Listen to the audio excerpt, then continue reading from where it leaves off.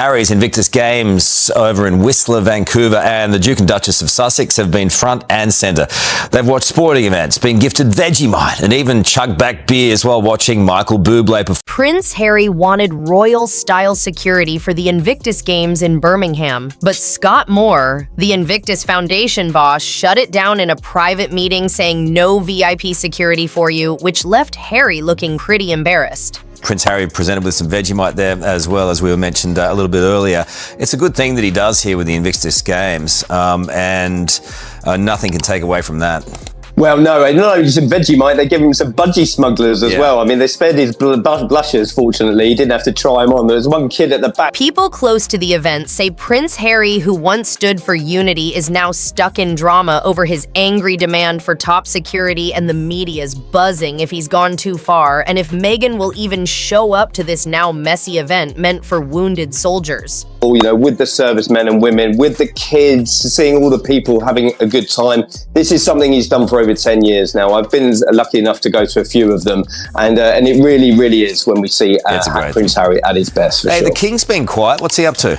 Even though Prince Harry lost those royal perks after stepping down, he still went behind the scenes and told Invictus leaders to pay for and set up private security for him and his team during his UK trip. But instead of a calm talk, it turned into a full-blown meltdown that insiders called spoiled wild and totally missing the whole point of what the games are really about. Say this, but he has been up to quite a lot. I was in Buckingham Palace with him earlier today. He was with an interfaith meeting. He's preparing for a big tour to Italy in the spring over here in Europe. So he's pretty busy. He was looking pretty well as well. So, you know, good news for the King, I think. Just a little mic drop there from Rusty Myers. Yeah, I was just having a gin and tonic with the King. Scott Moore didn't hold back at all. He made it crystal clear that Invictus is not some royal playground, and Prince Harry's drama isn't what the event is about. And now what he said in private has spread like wildfire, with everyone saying it's about time. Someone said it out loud. He reminded the team that this whole thing is meant to honor real warriors, not feed into Harry's royal panic. And insiders say the pressure and frustration behind the scenes has been building up way before this blew up. What can we expect?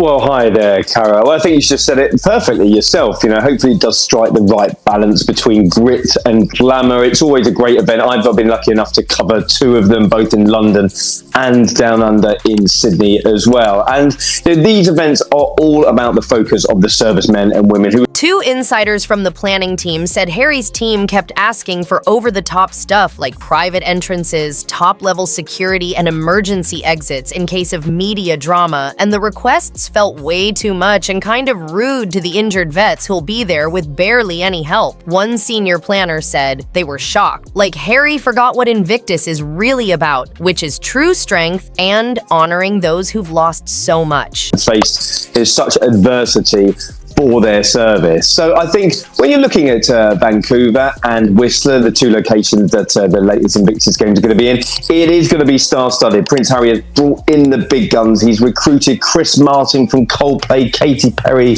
is going to be there. Singer-songwriter Nelly Furtado as well. So it's People are asking, what is Harry even scared of? Because this whole security drama makes no sense, especially when you look at how things have been with him and the UK ever since he left royal life. He's been told again and again by the Home Office and the High Court that he can't get government-paid security anymore. He even went to court trying to get it back just because he was born royal. But every time they said no, and still he acts like he should get VIP treatment wherever he goes. But this time, Scott Moore finally stood up from inside Harry's own circle and made it clear that Harry can come and speak, but he doesn't get to take over the place. The anniversary commemoration of the liberation of Auschwitz. Look, here is the King speaking at the Jewish Community Centre in Krakow.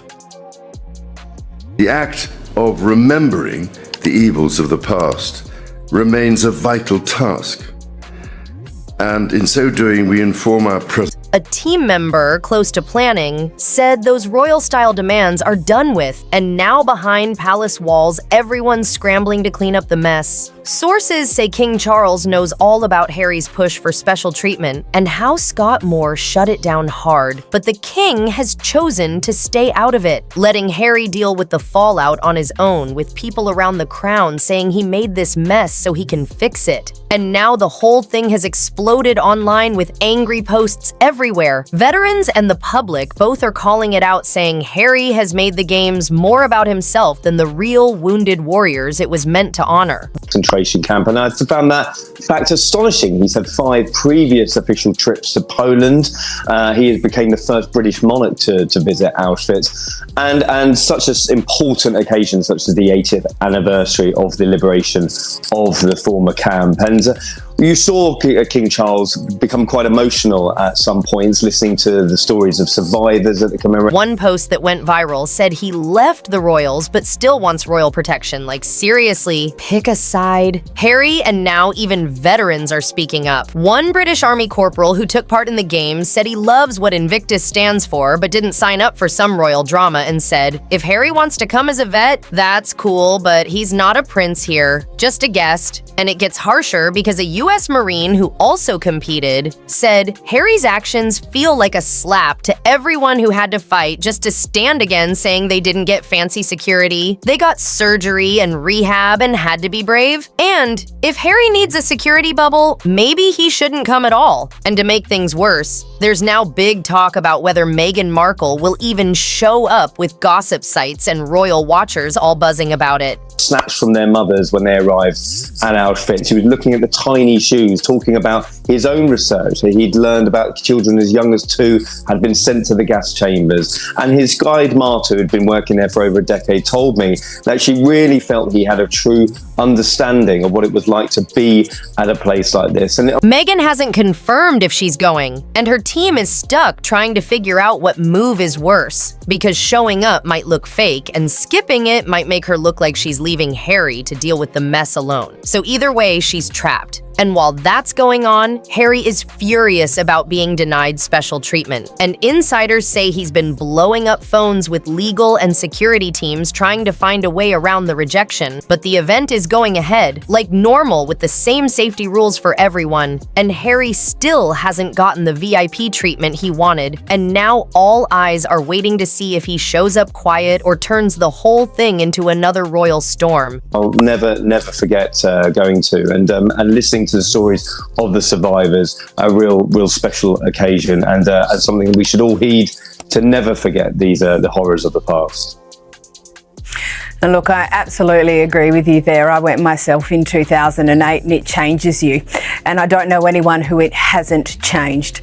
But also, Piers Morgan called it a sweet dose of truth for Harry, while Tom Bauer said, it's what happens when ego goes unchecked. And their words have only made people more eager to see Harry finally face the ones he used to stand in front of as a leader. This could have been his chance to quietly reconnect with Invictus and show he still cared. But instead, it's all turned into a mess that's shining a light on everything that's gone wrong with him. Since leaving royal life, he used to be known for being humble. Now he's out here acting like he needs protection more than wounded soldiers. And that's not just out of touch. It's flat out offensive, and with Scott Moore's no VIP security line echoing everywhere, Harry's stuck in a wave of backlash he never saw coming. What was supposed to be his big comeback to the UK, and the games has now exploded into a full-on disaster that might seriously wreck the way veterans and the public see him going forward. Start last year, of course, with his cancer treatment that is still ongoing. He wanted definitely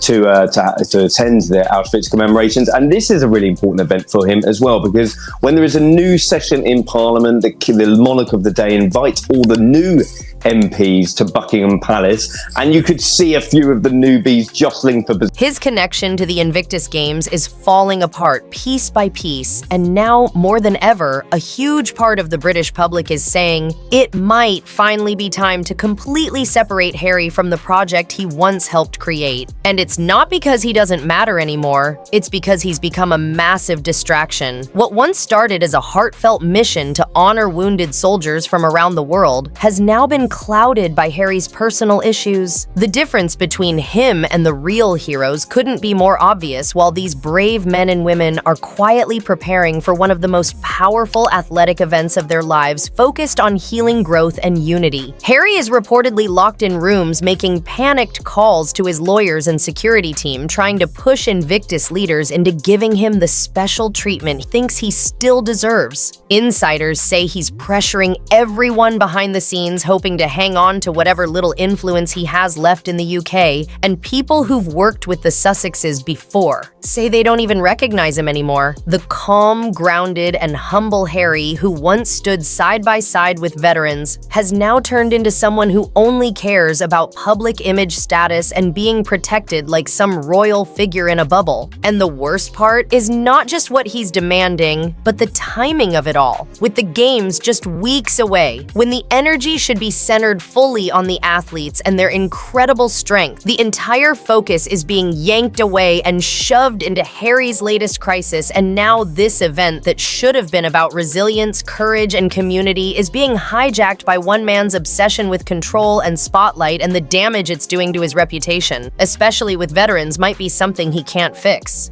Important period in the calendar. It signifies, the monarch's relationship with his new government, and certainly it's great to see King Charles doing these engagements again, because they are coming thick and fast throughout the start of the year. Of course, we've got his trip to Italy coming up as well in the spring. So fingers crossed he'll be fit and fighting fit for. You've got double amputees who pushed through pain and learned how to run. Again, burn survivors finally stepping back into the spotlight. PTSD fighters finding new strength and friendship through sport. But instead of those incredible stories filling the news, it's all about Prince Harry throwing a tantrum because he didn't get the red carpet treatment he still thinks he deserves. And what makes it even more shocking is that his security demands weren't just casually mentioned. They were officially handed over as requirements, with his team asking for private entrances, police escorts, armed guards, and full area sweeps, which goes completely against how the Invictus Games work and has nothing to do with how government protection is actually handled. The whole list was so extreme that Scott Moore and the event's legal team shut it down right away, calling it unrealistic, totally inappropriate, and completely wrong for the message and meaning of the games. And now Scott Moore, who usually stays out of the spotlight, is suddenly getting praised for standing firm and protecting the heart of Invictus, making sure that no matter how famous or royal someone used to be, they don't get to take over something that was always meant to be about courage, not crowns. A former Invictus ambassador came forward and said, "What Scott Moore did took serious courage, because he didn't just shut down Harry's over-the-top demands, he actually stood up for every wounded warrior who will be out there giving their all on the field." And that kind of leadership is exactly what the games are supposed to be about. But while Moore is being praised for protecting the heart of Invictus, Harry's support system is falling apart fast. Even people who always had his back during his messy fights with the British press or the royal family are now going quiet. The loyalty around him is starting to crack, and many who once saw him as the face of Invictus are beginning to admit he's become more of a problem than a partner. Longtime supporters who helped build the event now say he brings too much noise and unpredictability, and that his actions are pulling attention away from the athletes who actually deserve it, instead of standing beside the heroes like he used to. He's now turning into someone they have to manage, someone whose presence might actually hurt the spirit of the games instead of lifting it up. If you want all the behind-the-scenes drama, the royal chaos, and the celeb truth no one else dares to spill, then you need to stick with Taylor Tells All, because over here, we don't hold back. We dig deep, we keep it real, and we say what everyone else is too scared to say. So hit that follow and stay locked in, because the tea is always hotter at Taylor Tells All.